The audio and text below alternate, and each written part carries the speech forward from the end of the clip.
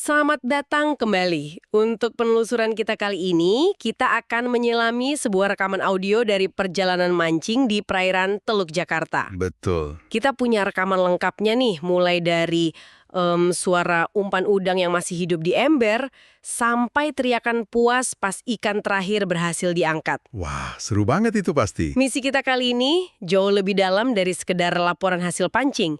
Kita mau bedah filosofi di balik setiap tarikan senar. Iya kan? Kita mau lihat bagaimana kearifan lokal berhadapan dengan teknologi modern di atas satu kapal yang sama. Tepat. Dan kita juga mau lihat bagaimana euforia itu ketemu sama realita pahit di tengah laut.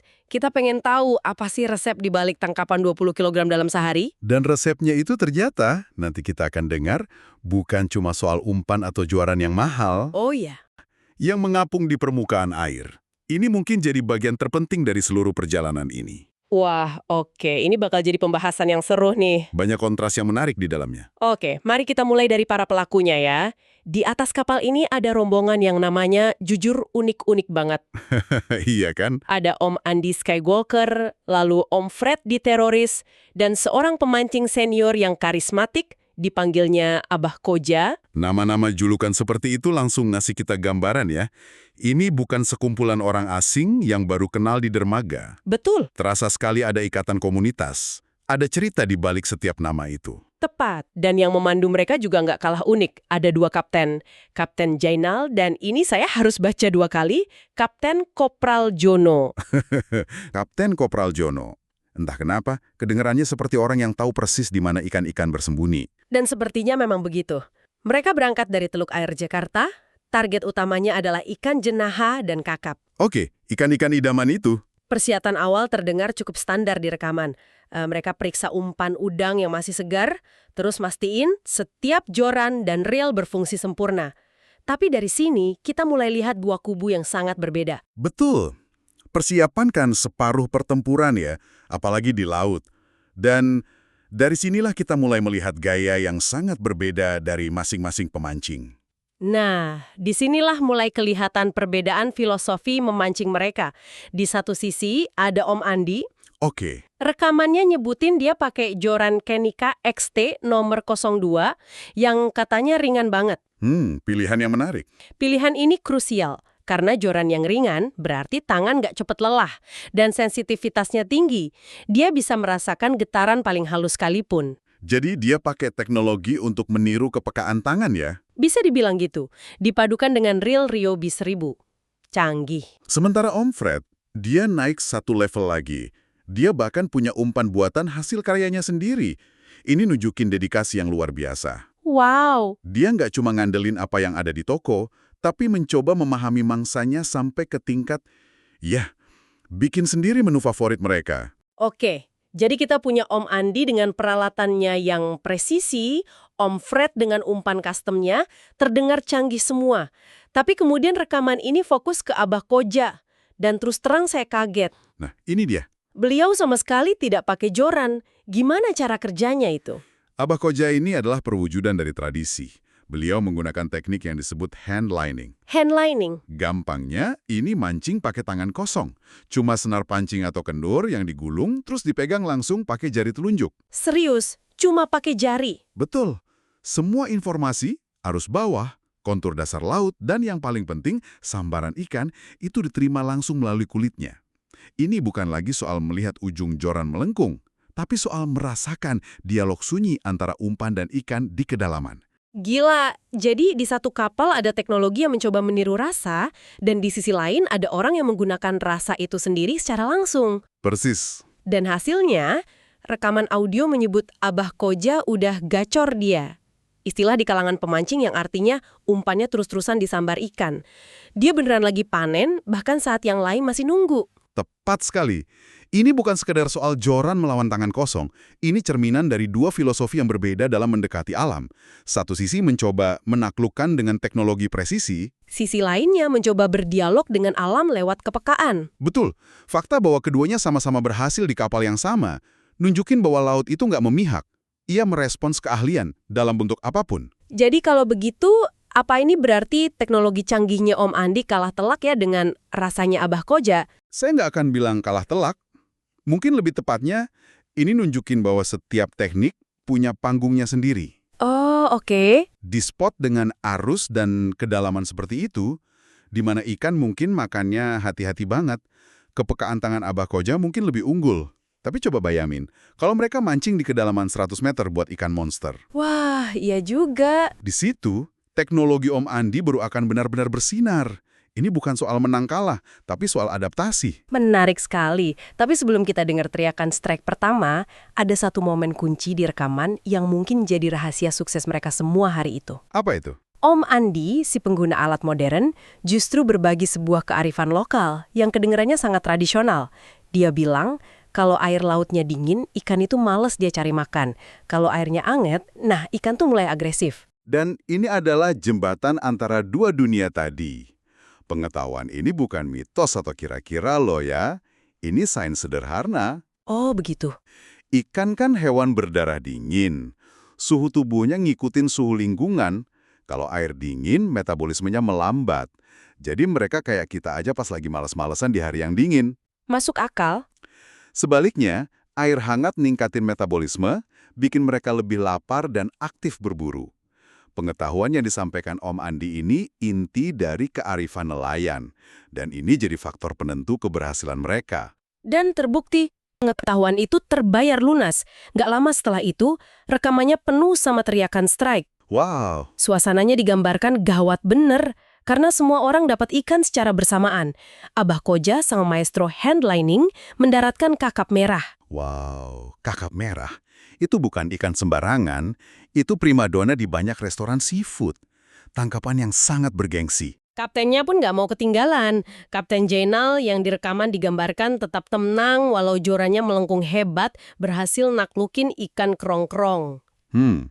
Ini mungkin bukan target utama, tapi ini ngebuktiin keahlian kapten. Dia nggak cuma tahu cara nyetir kapal, tapi juga paham di mana ikan-ikan ini ngumpul. Puncaknya, Kapten Jainal berhasil dapat target utama mereka, ikan jenaha. Di rekaman, tarikannya disebut brutal.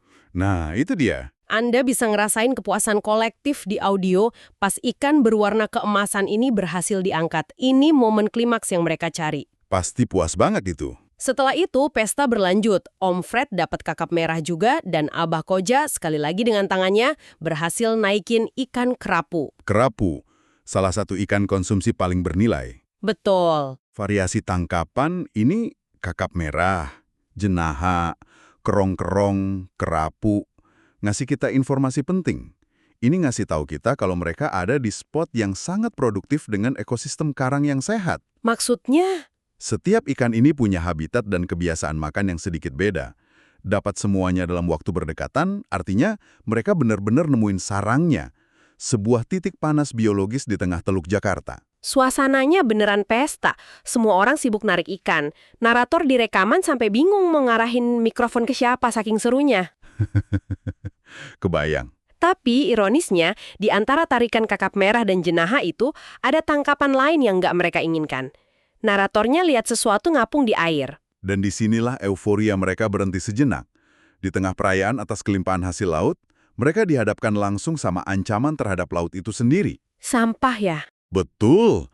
Rekaman itu menggambarin pemandangan sampah plastik, styrofoam, dan limbah rumah tangga lain yang hanyut dari daratan. Ini bukan lagi isu lingkungan di berita, tapi kenyataan pahit yang ngapung persis di sebelah kapal mereka. Ini benar-benar sebuah paradoks ya. Di satu sisi mereka narik kehidupan yang indah dari bawah air, di sisi lain mereka lihat penyakit dari daratan ngambang di atasnya. Apa yang mereka lakukan? Respons mereka sangat pragmatis. Daripada cuma ngeluh, mereka bikin keputusan kolektif, pindah spot. Oh, mereka pindah? Mereka bergerak ke daerah lain yang disebut Karang Pasir, berharap nemuin lokasi yang lebih bersih. Keputusan ini, meski sederhana, nunjukin sebuah kesadaran. Mereka secara aktif nyari kondisi yang lebih baik, bukan cuma buat peluang dapat ikan, tapi juga buat ngejauh dari polusi. Dan apakah keputusan pindah itu berhasil? Sangat berhasil. Di spot baru, Karang Pasir, rekaman nunjukin kalau pesta strike berlanjut. Om Andi bahkan sempat dapat ikan 2 kali berturut-turut. Wah, berarti pengetahuan mereka soal lokasi bagus banget ya. Betul, mereka nggak cuma beruntung di satu tempat. Bahkan di sela-sela itu, Om Fred dan Om Andi nyempetin diri berburu cumi-cumi. Ini kayak bonus tambahan di perjalanan mereka. Kemampuan berburu cumi ini nunjukin keahlian lain loh. Gimana tuh? Cumi-cumi butuh teknik dan umpan yang beda dari ikan karang. Biasanya pakai umpan khusus yang namanya egi. Ini ngebuktiin kalau mereka bukan pemancing satu trik. Mereka bisa beradaptasi dengan target yang berbeda sesuai kondisi. Memaksimalkan hasil dari setiap menit di laut ya. Tepat. Namun, pesta mereka akhirnya harus berakhir. Sekitar jam 4 sore, kondisi alam mulai nunjukin kuasanya. Nah, ini dia. Rekaman audio nyebutin ombak mulai membesar dan arus bawah laut makin kenceng. Mereka terpaksa harus ngakhirin perjalanan dan kembali ke dermaga Muara Baru. Ini adalah aspek krusial dari melaut yang sering dilupain. Rasa hormat terhadap kekuatan alam. Laut bisa berubah dalam sekejap. Betul. Keputusan buat pulang pas kondisi mulai memburuk adalah keputusan yang bijak dan nunjukin pengalaman mereka. Mereka tahu kapan harus berhenti. Keselamatan selalu jadi prioritas utama. Nggak peduli seberapa gacor ikannya. Tentu saja. Dan setelah seharian penuh aksi, kontras, dan refleksi, kita sampai pada hasilnya. Setelah ditimbang di dermaga, total tangkapan mereka hari itu mencapai sekitar 20 kilogram. 20 kilogram. Sebuah angka yang sangat memuaskan, terdiri dari berbagai jenis ikan premium dan juga cumi-cumi. Angka 20 kilogram itu adalah konfirmasi. Konfirmasi bahwa semua elemen yang kita bahas, pengetahuan lokal soal suhu air, perpaduan harmonis antara teknologi presisi dan kepekaan tradisional, serta kemampuan membaca spot dan menghormati kondisi alam, semuanya bekerja. Jadi ini bukan cuma keberuntungan ya? Bukan. Ini buah dari keahlian yang komprehensif. Jadi, kalau kita tarik kesimpulannya, rekaman perjalanan mancing ini ternyata jauh lebih dalam dari sekedar cerita menangkap ikan.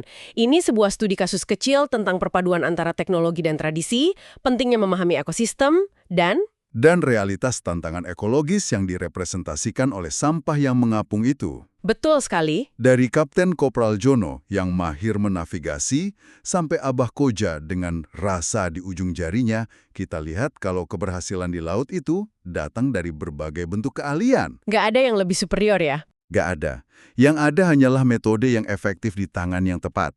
Dan yang terpenting, perjalanan ini ngingetin kita bahwa lautan yang ngasih kita hasil tangkapan melimpah ini adalah lautan yang sama, yang sangat rapuh dan butuh perlindungan kita. Ini meninggalkan satu pemikiran terakhir untuk Anda renungkan. Teknik handlining Abah Koja bergantung sepenuhnya pada rasa, sebuah koneksi langsung dan intuitif dengan alam yang tak terlihat.